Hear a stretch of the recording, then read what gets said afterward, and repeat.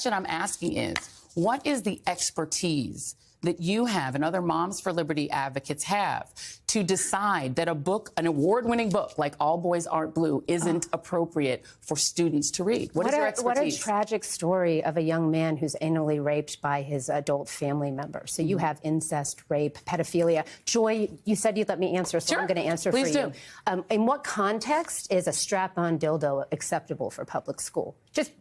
I mean, that's my question to you. Tell me what the context around the strap-on dildo or the rape of a minor child by a teacher. Hold on a second. No, wait, we're talking about public school. One moment. All right. So now you've asked me questions. Sure. I'm going to answer it. Okay. Well, who is the main character? What's the name of the main character in All Boys Aren't Blue? You're asking me right now. You just gave me very specific information about this book, so you're presenting yourself as somebody expert. It's the gentleman. Hold on.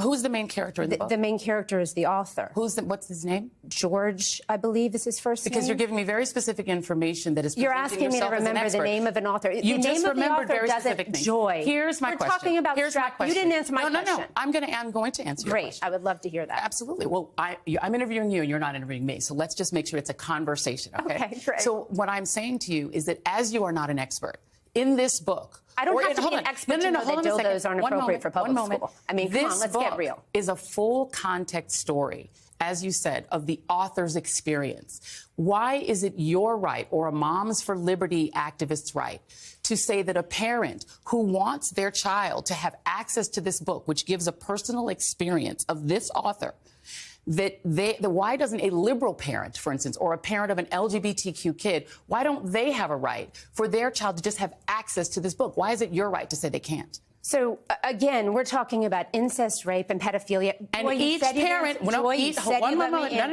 each parent has to decide what is appropriate for their child to read. So I want you to answer. I'm going to ask it one more time. What is your right to tell a parent who wants their child, who might feel seen by this story, why don't they have the right? Why don't they have the right as a parent to say, my child can have access to this book? If a child feels seen by this story, that means that they have been the victim of a predator. That means that they have either been raped by a family member, they've experienced and your proof of that is what? You just said that if a child feels seen by this story. What I'm saying, Joy, you're now making assumptions about it. Joy, but if a child has been raped, we should do a lot better than put a book on a library Now you're literally shelf. creating a story behind a child that you don't know. Let me show you a form. This is a form that can be obtained